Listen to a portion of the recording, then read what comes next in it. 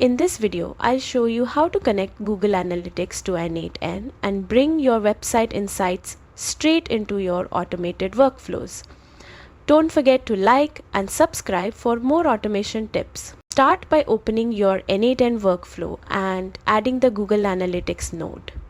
Nodes are the building blocks of automation, and this one gives you direct access to your analytics data. Once added, you'll choose between two main operations: report or user activity. The report get function lets you pull key metrics like sessions, users, and traffic stats directly into your workflow. The user activity search function helps you track user behavior, understand page interactions, and analyze patterns over time.